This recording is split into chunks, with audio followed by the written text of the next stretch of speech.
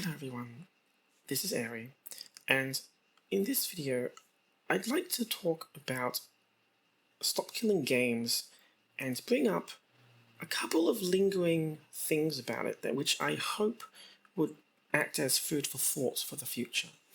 Now, this is my third video talking about it on this channel, and they've all been a little bit different.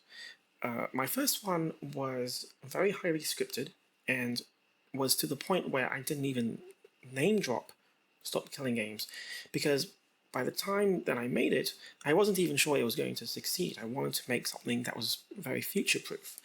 The second one was actually wildly the opposite, where I didn't have a script at all. It was really more like an editor's commentary of the first video for some of my long-term viewers. And this one's kind of a middle ground where I have some notes here on what I want to bring up, but I'll still be talking freely.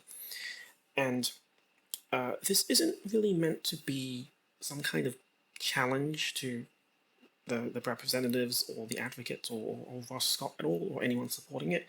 It really is just about me trying to speculate about what the EU might run into in the process of trying to figure this out, as well as some counter arguments or some vague complaints. Three things that I think will kind of linger after the initiative is done, like things that might linger in people's heads. Now, the big question that I think the EU needs to address in the process of trying to preserve video games and stop the remote destruction of them is really, what is an end-of-life state to begin with? And this is one of those things where it's very easy but also very complicated to explain depending on who you speak to, because the term end-of-life state is something from the general software industry rather than the game industry. The main example that I'm thinking of here is actually the Microsoft lifecycle policy, and bringing up some kind of policy is an argument I've seen from supporters. Some of you might not think this is related, but like games are software as well. It's a subset of software. And it's this weird splinter where they don't actually, for a lot of people making games are amateurs and they don't adhere to software standards to begin with. A bit of a broad statement for me to make, but the point is that something like the Microsoft lifecycle policy is probably one of the gold standards to reference on how to treat your software. As you can see here from just a quick skim, if you like, there's like a consolidation of news posts about software retiring. There's like a search. There's a bit of history here by year.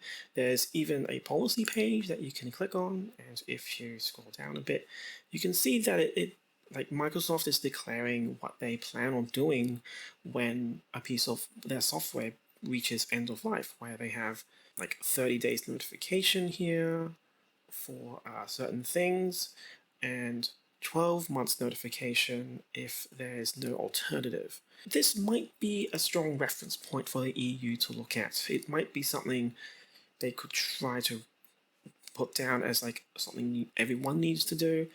The key thing though is that something that I don't really have a clear answer to either is like, how do you identify that it is in an end-of-life state? Like, how do you clearly mark down that the company has clearly stopped supporting it entirely? In my first video, I used a soft example of Team Fortress 2, but that's actually called long-term support. And like in Microsoft Windows, that's another term in that industry where long-term support is for versions of Windows where the updates are locked down and only done once a year for the sake of preventing hospital software from crashing. That's not end of life though, that's the thing. The one thing that I thought of is that in order to clearly indicate end of life, you may have to also remove the game from sale as well. And there is actually a case here of Lost Planet 2 where Games for Windows Live was removed, and Capcom actually removed it from sale. And there's no clear explanation as to why. There is a message here saying that they'll remove it from sale while they try to figure out how to fix it. But I kind of realized that this is probably to prevent the game from being bought and refunded, because in consumer law and in warranties in general, like consumer law would dictate a warranty. Like if you're selling the game, you're also guaranteeing support for a period after you sell it. That makes the definition of end of life complicated, because like if you're selling it, you have to support it, and if you're supporting it, that's not end of life, even if it's like 20 years down the line.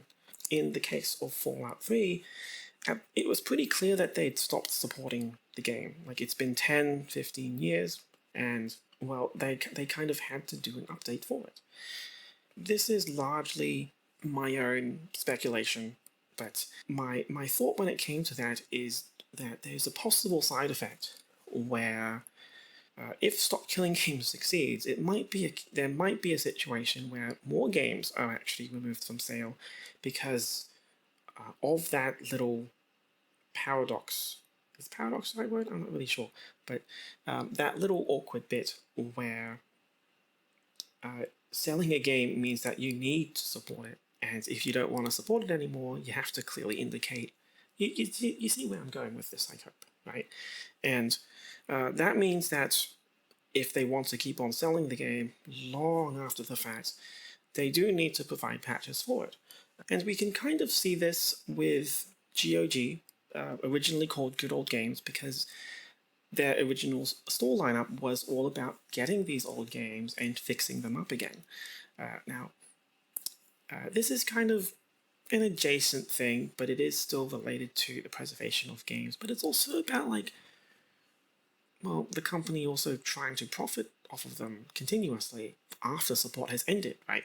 And GOG essentially went up to these old owners, trying to figure out who still owned them, and gave them an offer of like, oh, well, we'll do the work for you, we'll patch it for you, and deal with all of that, and you just sit back and get the money for it. Anyway, the second thing that kind of kept irking me is this belief that you need to release server software, and that, oh, you can't do it because of intellectual property or security or something like that. This is one of those things that kind of damaged the initiative to begin with, but this seems to be one of those first things that someone lands on, like one of those first thoughts that someone lands on if they're not familiar with how complex games can be, as well as how complicated and varied end-of-life responses can be for games, which is kind of why I made that video in the first place. Well, first off, you don't need to release the source or server software, but I've heard that counter-argument plenty of times, so I'm not going to bring it up here. Claiming that this damages the IP, I think is a really fundamental misunderstanding of how IP and copyrights work, because, well, like, you're giving out the game and that's not diluting the IP. How is the server software different? Not only that, but I would think that continuing to use your software and enjoy it would actually strengthen your brand, not weaken it. It's like, anyway. There's also this counter argument where releasing the software is a security concern, and the only thing I can really say to that is that security through obscurity has been an obsolete concept since the 1850s. And I did not misspeak there. I did not say 1950s. It has been discouraged since the 1850s. And you should absolutely not be using security through obscurity as a concept. If you want to use the software, it needs to run on something. You need to see it work. At that point, there is no obscurity. There is, however, I will point out that there is exactly one instance I can think of where security is an issue. And that mainly has to do with actually bad releases of server software. Now, I don't have any server software on my computer, but I just happened to have the creation kit software for New Vegas, which is it counts as an example, I hope, right? Essentially, the point is that this is straight up the development kit that is used for the creation of the game, and like this can be a security problem, but it's mainly because the only way that can be caused is if this was released recklessly rather than released properly with QA.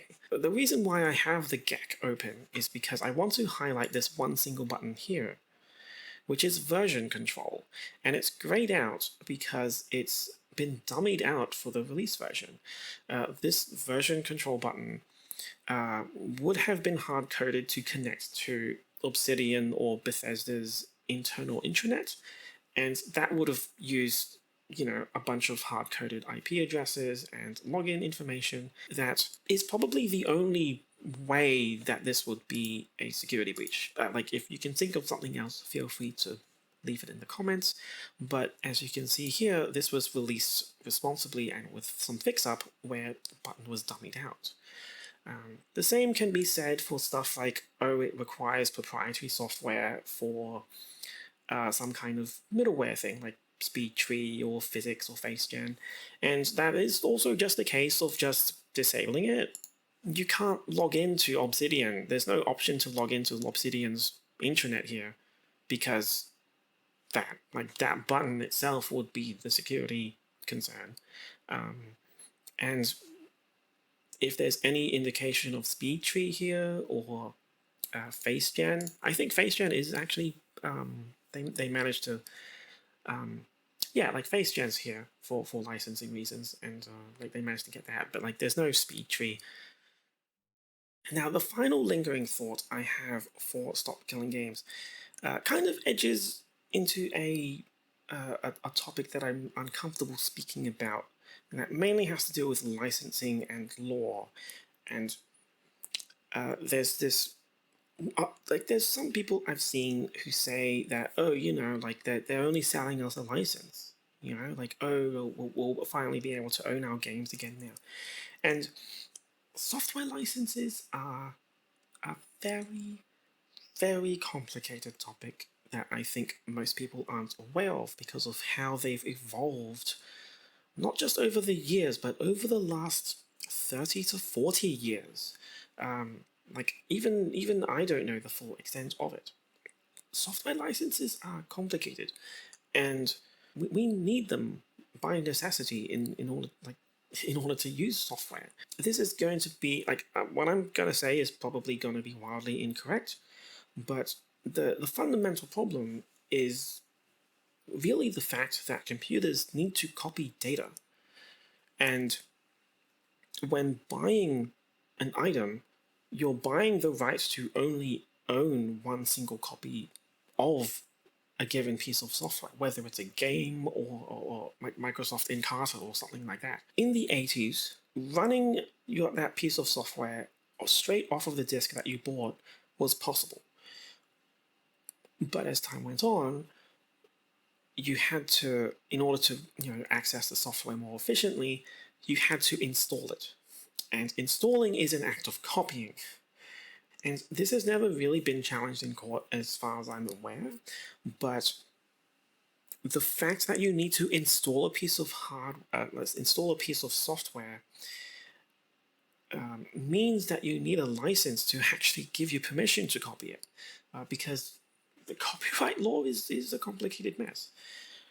Attaching a license to something physical, saying that you own this physical disk and the license says you have permission to install it, that made things rather easy back in the day, because it's pretty clear that you own it, right? And you can do whatever you want with it. It just included the fact that you can install one copy of it. But of course, as time went on, this became more complicated.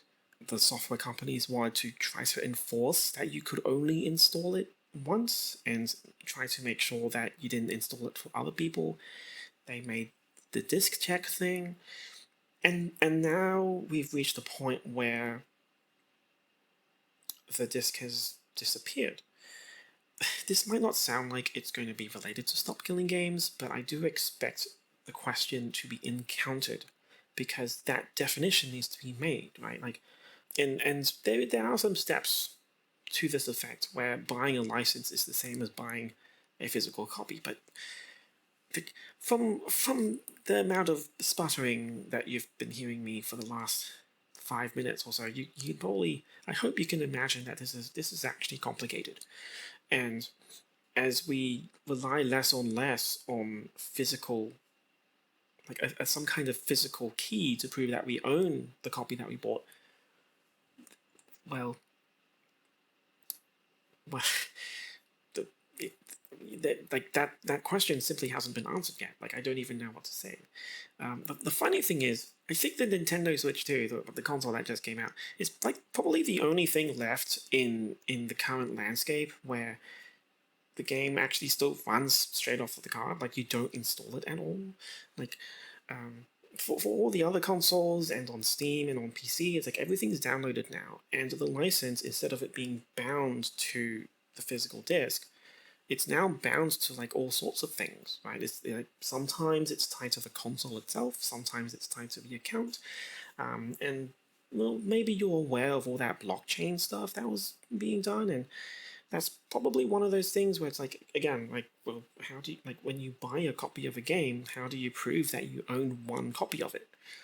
But, like, there are also advantages of this as well, where if you lose your copy, you can prove that you have the right to one copy so you can re-download it freely. And that's the advantage of owning a license as well. Yeah, that probably sounded like some kind of insane ramble for 20 minutes, but that's really, I think that's really what I wanted to talk about. I'm kind of deliberately making this video at the tail end of the initiative because I'm taking a great deal of caution here, and I'm avoiding certain dramas and controversial topics. And this is really just, I suppose, this is my way of just making a vlog and putting down some of the things I think about. And I give no guarantee that any of this is valid or true. It's really just me trying to walk through possible lines of logic on trying to puzzle these things out. Because once this initiative is done, it's going to be out of our hands. And it's going to be up to the EU. We can only really hope that they'll run through the same chains of logic that we have, despite the fact that they may or may not be familiar with video games. Even, like, I think like 50% of the world population plays video games now, so I think we're pretty good there. But we're still gonna be, I think they're, well, not we, but like the EU, the Commission, the EU Commission is probably gonna run into a lot of pushback into trying to misconstrue or make certain definitions vague. And I hope you made it through to the end and it wasn't weird, especially with all this. But I will see you another time, and that's it. Bye bye.